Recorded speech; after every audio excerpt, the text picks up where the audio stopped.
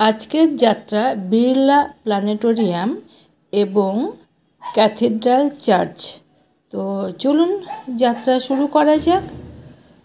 কিভাবে যাচ্ছি, কত টাকা খরচ হচ্ছে, কি কি দেখার আছে, সবটাই আজকের ভিডিওতে দেখাবো। প্রিয় সাথীরা, ট্রাভেল উইথ লিলি ইউটিউব চ্যানেলে সকলকে স্বাগত জানাই। আজকের যাত্রা শুরু কৃষ্ণনগর স্টেশন থেকে। তো আমাদের ট্রেন 8:40-এ স্টেশনে ওয়েট করছি। তো ট্রেন এলেই আমরা উঠবো এবং আমরা আজকে দেখাবো কোথায় কোথায় যাচ্ছি, যেতে খরচ কত এবং কেমন লাগছে ভ্রমণ করতে, সম্পূর্ণটাই। ট্রেন টাইম 8:40 থাকলেও কৃষ্ণনগর সিটি স্টেশন ছাড়লো ঠিক 9টার সময়, অর্থাৎ বেশ কিছুটা দেরিতে ট্রেন ছাড়লো।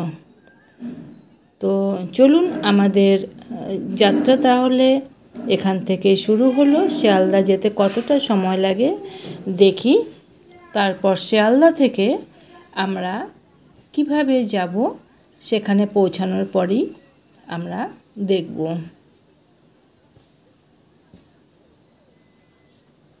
প্রায় 2.5 ঘন্টা মতো সময় লাগলো শিয়ালদা স্টেশনে পৌঁছাতে। এখন ট্রেন আমাদের শিয়ালদাতে ঢুকছে, 4 নম্বর প্ল্যাটফর্মে এন্ট্রি করলো। এখন সময় 11:21, এন্ট্রি করছে। তো যথেষ্টই দেরি হয়ে গেছে, 11:27 এখন বাজে। অবশেষে শিয়ালদা প্ল্যাটফর্মের বাইরে চলে এসেছি। এখন বাস ধরতে হবে, বাস ধরে আমরা যাব বিড়লা প্ল্যানেটোরিয়াম।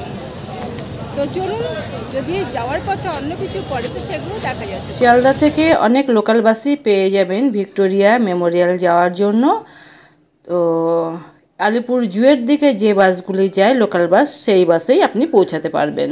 এছাড়া শিয়ালদা স্টেশন থেকে সিএসটিসির বাসগুলি যায়। তাছাড়া মেট্রো স্টেশন থেকে, মানে শিয়ালদা মেট্রো থেকে আপনারা ময়দান হয়ে এই প্ল্যানেটোরিয়ামে পৌঁছাতে পারবেন। আমরা অবশ্য গেছিলাম উবের বুক করে, তাতে 170 টাকা খরচ পড়েছিল এবং সময় লেগেছিল মাত্র 10 মিনিট মতো। লোকাল বাসগুলিতে গেলে মাত্র সময় লাগে 36 মিনিট। এটি পলস ক্যাথিড্রাল ও ময়দানের মাঝামাঝি জায়গায় অবস্থিত। ML ডালমিয়া অ্যান্ড কোম্পানি এই প্ল্যানেটোরিয়ামটা নির্মাণ করেছে। দেখতে দেখতে পৌঁছে গেছি এই বিড়লা প্ল্যানেটোরিয়ামে। প্রচণ্ড দাবদাহ, তো জল তেষ্টা পেয়েছে। তো চলুন যাই, একটা ফলের দোকান দেখা যাচ্ছে, ওখানে চলুন যাই।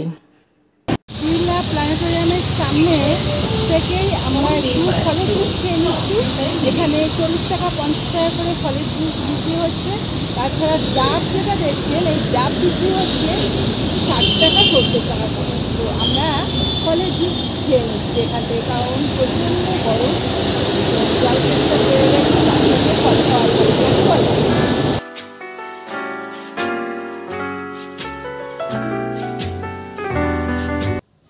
যাই হোক, এবার জেব্রা ক্রসিং ধরে রাস্তা পার হয়ে আমাদেরকে যেতে হবে রাস্তার ওই পারে। জুসটা খাওয়া হয়ে গেছে, এখন আমরা সিগন্যালটা অপেক্ষায় আছি। পার হয়ে গেছি রাস্তা। এবার চলুন এই গলিপথটা দিয়ে, গলিপথ ঠিক বলা যায় না, বেশ চওড়াই, পৌঁছে গেছি বিড়লা প্ল্যানেটোরিয়ামের একেবারে সামনে। ওই যে দেখতে পাচ্ছেন প্ল্যানেটোরিয়ামটা। আর বাইরের দিকটা দেখে দিচ্ছি, বেশ কিছু এখানে ছোটোখাটো দোকান রয়েছে, যাদের মানে লাঞ্চ নয়, জাস্ট টিফিন বা অন্য কিছু করা এখানে যাবে। কি অসাধারণ ভিউজ দেখুন ভেতরটা, ফুল গাছ দিয়ে এত সুন্দর সাজানো রয়েছে। বিল্ডিংটাও খুব সুন্দর, আর পাশের যে দৃশ্যগুলি সেটা এক কথায় অসাধারণ। বিড়লা প্ল্যানেটোরিয়ামের সামনের শুধু নয়, ভেতর দিকটাও কিন্তু খুবই সুন্দর। আমাদের টিকিট কাটতে হবে, তার আগে ভিউটা খুব ভালোভাবে দেখে নিচ্ছি, কারণ শো দেখা হয়ে গেলে এখান থেকে আর তখন আর ধৈর্য নাও থাকতে পারে। এই প্রসঙ্গে বলে রাখি, এই বিড়লা প্ল্যানেটোরিয়ামে শো কিন্তু বেলা 12টা থেকে শুরু হয়, সন্ধ্যা 6টা পর্যন্ত চলে। আর এখানে যে দুটো টিকিট কাউন্টার দেখছেন, একটা অনলাইনে টিকিট কাটার এই যে 1 নাম্বার কাউন্টারটা, আর ঠিক এর পাশেই রয়েছে আরেকটা কাউন্টার, সেটা হচ্ছে অফলাইনে টিকিটের। আর এই হচ্ছে প্রবেশদ্বার। অসাধারণ বাইরের ভিউজটা আমরা এখান থেকেই, মানে বিড়লা প্ল্যানেটোরিয়ামের বিল্ডিংয়ের থেকে দেখছি। খুবই খুবই সুন্দর। এই যে বিল্ডিংটা সাঁচির বৌদ্ধ স্তূপের আদলে নির্মিত একটা একতলা ভবন। চারিদিকে গোল করে যাওয়ার রাস্তা আছে। শুধু তা নয়, বেশ সুসজ্জিত, এবং যেতে যেতে ডান দিকে পড়বে ড্রিঙ্কিং ওয়াটারের ব্যবস্থা। আর ব্যাগ অ্যান্ড ব্যাগেজ যারা আনছেন তাদের ব্যাগ রাখবার একটা কাউন্টার এখানে আছে। তো পাশের দৃশ্যটা দেখুন, খুব সুন্দর। আমরা গোল করে গোটা বিল্ডিংটার চতুর্দিকটা ঘুরলাম। মাঝে মাঝে আবার বসবার জায়গাটা আছে, সেটিও খুব সুন্দর। এখন অবশ্য দুপুরবেলা, তাই এখানে রৌদ্র পড়েছে। বিকালের দিকে এই চেয়ারগুলিতে প্রচণ্ড ভিড় থাকে, কে কার আগে এই চেয়ার দখল করবে, এরকম একটা ব্যাপার থাকে। খুবই সুন্দর চেয়ারগুলিও। গোল হয়ে ঘুরে গোটা ভিউজটা আমরা দেখে নিলাম। আর সেই প্রসঙ্গে, মানে এই ব্যাপারে বলে রাখি যে এটা কিন্তু একটা মহাকাশ চর্চা কেন্দ্র, শুধু তাই নয়, প্ল্যানেটোরিয়াম জাদুঘরও বটে। 1963 সালের 2রা জুলাই ভারতের তৎকালীন প্রধানমন্ত্রী জওহরলাল নেহেরু এই প্ল্যানেটোরিয়াম উদ্বোধন করেন। এর পাশেই আছে একটা ক্যাথিড্রাল চার্চ। চলুন সেটাকেও আমরা দেখে নিই, তারপরে শো দেখব। আমরা দুটো শো দেখব, তার জন্য চলে এসেছি ঠিক পাশেই, বিড়লা প্ল্যানেটোরিয়ামের পাশেই প্যারিস হল। চলুন ভেতরটা ঢুকে দেখি, এটাও খুবই সুন্দর দেখবার জায়গা।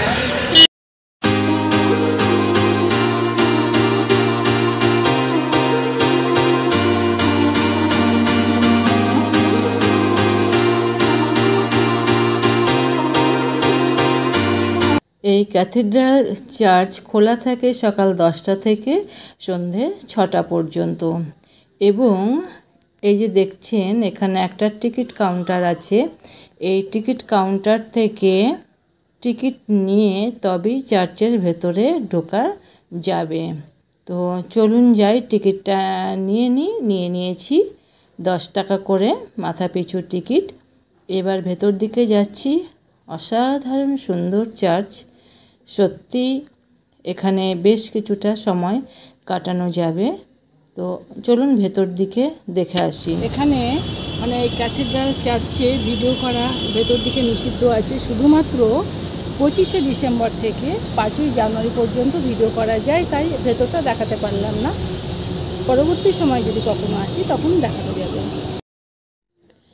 এবার আমাদের শো দেখার সময় হয়ে গেছে। আমরা হিন্দি শোটাই দেখব, 2টো থেকে আমাদের শো। তো চলুন তাহলে, পায়ে হাঁটা রাস্তায়, মানে মিনিট 2-1-এর মধ্যেই আমরা প্ল্যানেটোরিয়ামে পৌঁছে যাব। এই যে দেখছেন, প্ল্যানেটোরিয়ামটা একদম চার্চের পাশেই। এই চার্চের পাশেই আবার আছে বেশ কিছু দোকান। এখানে ভেলপুরি, পাপড়ি চাট, দই পাপড়ি চাট, ফুচকা সব রকমের ব্যবস্থাই আছে। তো এখান থেকে তৃষ্ণা নিবারণের জন্য আপনারা কিংবা যদি কিছু হালকা কিছু টিফিন করতে চান এখান থেকে আপনারা করে নিতে পারেন। তো পাশেই মেন রোড, এখান থেকে বাস পেতেও কোনো অসুবিধা হবে না। এই যে টিকিট কাউন্টারে অলরেডি লাইন পড়ে গেছে, দুটো টিকিট কাউন্টার, একটা অনলাইন একটা অফলাইনের, এবং খুবই ভিড়। এই টিকিট কাউন্টার থেকে টিকিট নিয়ে আমাদেরকে আবার লাইনে দাঁড়াতে হয়েছে। এই দেখুন লাইনটা কত বড় লাইন অলরেডি পড়ে গেছে। তো চলুন এবার পেছন দিকে যেতে যেতে দেখি কোথায় লাইন শেষ, সেখানে দাঁড়াতে হবে। অলরেডি আমি লাইনের পেছন দিকে দাঁড়িয়ে গেলাম। পার হেড 140 টাকা করে টিকিট কেটে নিয়েছি, এখন লাইনে দাঁড়িয়ে পড়েছি। শো শুরু বেলা 2টোর সময় আমাদের শোটা, আর শোটা দেখে এখান থেকেই ভাবছি আমরা বাসে করে পৌঁছে যাব শিয়ালদাতে। প্রায় 25 মিনিট মতো লাইনে দাঁড়িয়ে এখন লাইন এগোনো শুরু হলো। এই কক্ষে 680 জন একসাথে বসে অনুষ্ঠান দেখতে পারে, কিন্তু ভিডিও করা নিষেধ থাকায় আমরা দেখাতে পারলাম না। তবে এখানে একটা মহাকাশ অবজারভেটরি আছে, সেটা আপনাদেরকে ঘুরিয়ে দেখাচ্ছি। অপূর্ব সুন্দর অবজারভারটি, দেখবার মতো।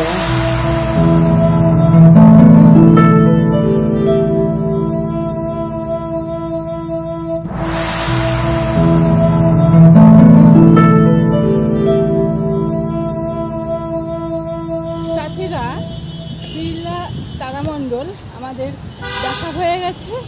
এখন যাচ্ছি হলদিরামে একটু কিছু লাঞ্চ করে তারপর বাড়ি ফেরা। চলুন যাওয়া যাক। একদম বিড়লা তারামণ্ডল থেকে খুবই কাছে এই হলদিরাম, পায়ে হেঁটেই যাওয়া যায়। পৌঁছে গেছি হলদিরামে। চলুন দেখি কি খাবার অর্ডার দেওয়া যায়, গিয়ে দেখছি। পৌঁছে গেছি হলদিরামের ভেতরে, দেখতে পাচ্ছেন খুব সুন্দর রেস্টুরেন্ট। এখান থেকেই আজকের লাঞ্চটা আমরা করব। এই হলদিরাম রেস্টুরেন্টটা কিন্তু বিড়লা প্ল্যানেটোরিয়াম থেকে পায়ে হাঁটার দূরত্বের মধ্যেই পড়বে, এবং এর ইন্টেরিয়র ডেকোরেশনটা দেখুন, দেখলে পরেই আপনার প্রাণ জুড়িয়ে যাবে। তবে একটা কথা বলে রাখি, এখানে কিন্তু আমিষ কোনো খাবারের ব্যবস্থা নেই, যা কিছু আইটেম সবই নিরামিষ। আর এখানকার মেনু কার্ডটা বিশাল লম্বা, তাই বড় করে এর ভেতরে দিয়ে দেওয়া আছে যাতে কারো দেখতে কোনো অসুবিধা না হয়। আমরা আজকের মেনুতে নিয়েছিলাম পোলাও, পনির, কাঁচা পেঁয়াজ, কাঁচা লঙ্কা, 1 পিস লেবু। যদিও মানে সাধারণ, তা হলেও এর দাম ছিল 140 টাকা। এই কেকটি নিয়েছিল 90 টাকা দাম। তবে খেয়ে দেখলাম অসাধারণ রান্না। এই হলদিরামে একবার যদি খান তো সেটা আপনার কখনোই ভুল হবে না। সাথীরা, আমাদের খাওয়া দাওয়া কমপ্লিট হয়ে গেছে। এখন এই হলদিরাম থেকে আমরা কিশমিশ, কাঠবাদাম এগুলি কিছু কিনলাম। দাদা নমস্কার, আমি হলদিরামে এসেছি, আপনার সাথে একটু কথা বলতে চাই। আপনার নামটা কি? मेरा नाम हाँ। मेरा वजह है। কত বছর ধরে এখানে কাজ করছে? এখান থেকে আমরা 2 বছর। 2 বছর। আচ্ছা, বলছি এখানে যে সমস্ত পাবলিক আসছে, কত রকমের মোটামুটি আইটেম আছে? প্রচুর আইটেম আছে। ये चाइनीज हल्दीराम तो all in veg. All only veg? सब वेज आइटम। नॉन वेज नहीं है यहाँ पे? No non veg. আচ্ছা আচ্ছা, থ্যাংক ইউ। এবার আমাদের বাড়ি যাওয়ার পালা। আশা করি আপনাদের এই ভিডিওটা ভালো লেগেছে। ভালো লাগলে লাইক, শেয়ার, কমেন্ট করতে ভুলবেন না প্লিজ। আজ এখানেই ভিডিও এন্ড করছি। দেখুন, ধন্যবাদ।